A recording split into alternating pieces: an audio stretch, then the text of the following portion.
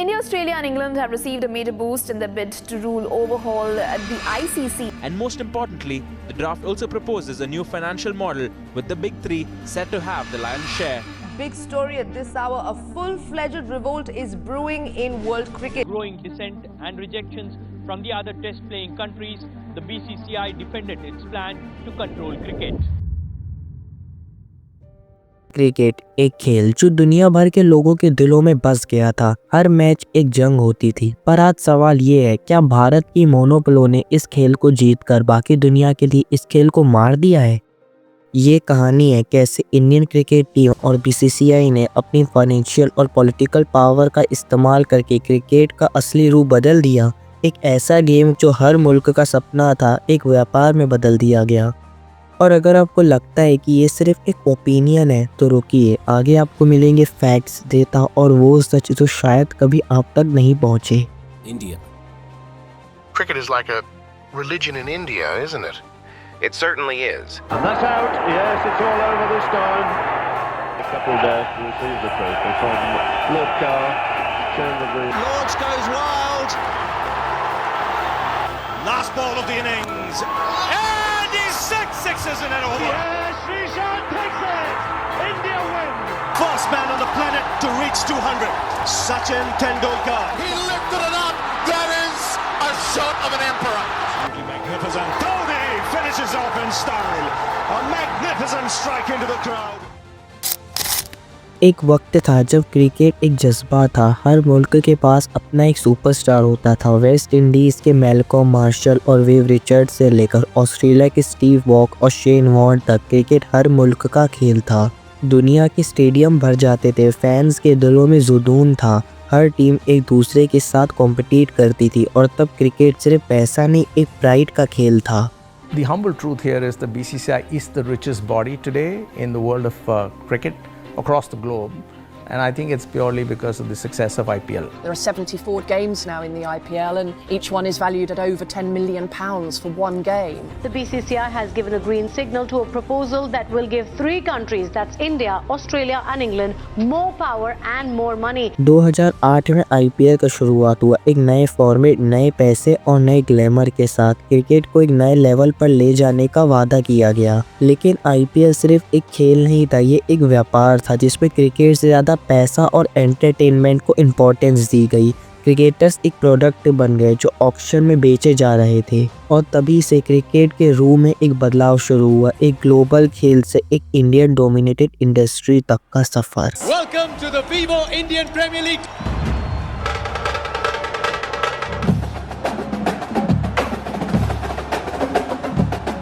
The humble truth here is the BCCI is the richest body today in the world of cricket across the globe, and I think it's purely because of the success of IPL.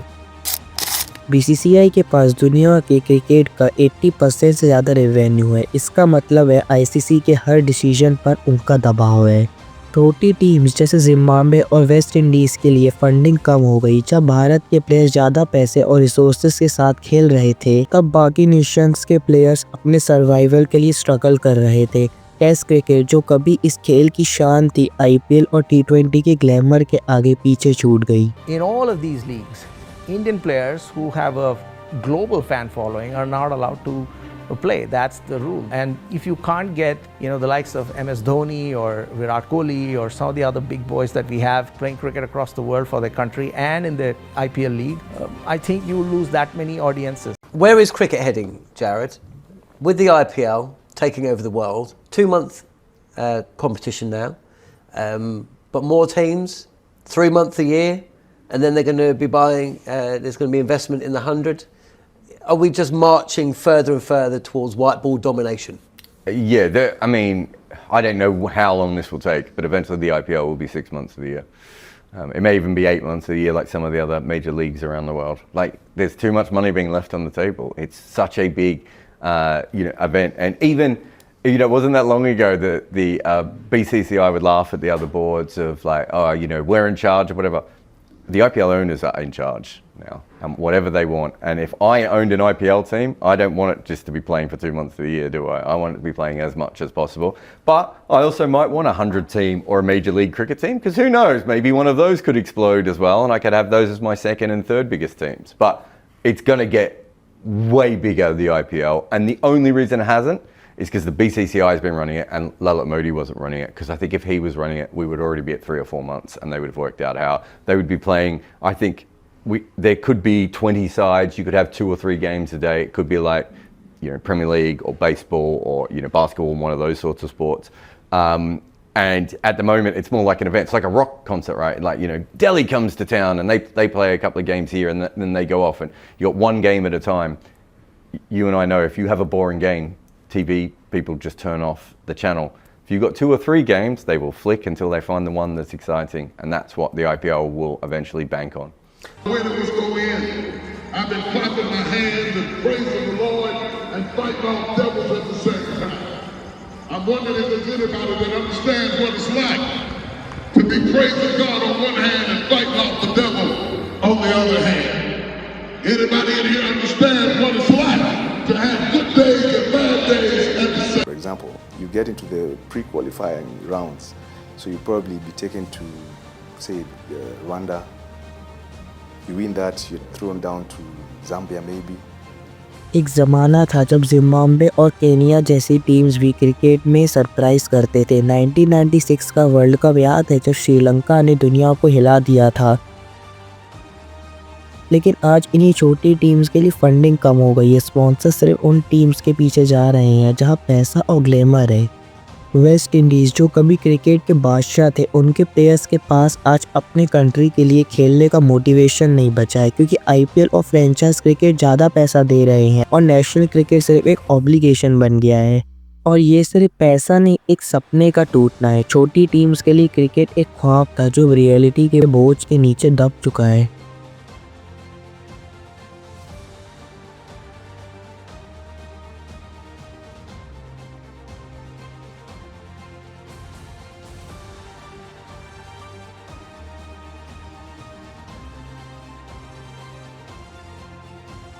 अब सवाल ये है, क्या सिर्फ भारत जिम्मेदार है? Big bash league, Pakistan super league और कई और फ्रेंचाइज लीग ने भी क्रिकेट को एक कमर्शियल प्रोडक्ट बना दिया है। लेकिन ये भी सच है कि बीसीसीआई का इन्फ्लुएंस सबसे ज़्यादा है। फाइनेंशियल पावर के कारण आईसीसी के हर डिसीजन में भारत का अहम रोल होता है। और जब क्रिकेट एक ग्लोबल खेल से एक रीजनल मोनोप्ले बन जाता है, तब उसका नुकसान हर फैन और हर छोटी टीम को भी होता है। लेकिन क्या क्रिकेट का ये खेल ख़त्म हो गया है? बिल्कुल नहीं। हर मुश्किल वक्त के बाद एक नई शुरुआत होती है। आज फैंस और प्लेयर्स को एक आवाज़ उठानी होगी, एक ऐसे क्रिकेट के लिए जो सिर्फ एक गेम नहीं, एक जज्बा हो। बीसीसीआई और आईसीसी को मिलाकर काम करना होगा, छोटी टीम्स को सपोर्ट करना होगा और एक ऐसे सिस्टम को बनाना होगा जो पैसों के पीछे नहीं, क्रिकेट के पीछे भागे। क्योंकि आखिर में क्रिकेट सिर्फ एक गेम नहीं है, ये एक कल्चर है, एक इमोशन है और ये हर फैन के दिल का एक हिस्सा है। क्रिकेट का असली रूप प्लेयर्स और फैंस के बीच की कनेक्शन है। अगर इसी व्यापार के नीचे दबा दिया गया तो शायद कल के दिन ये सिर्फ एक याद बन के रह जाएगा।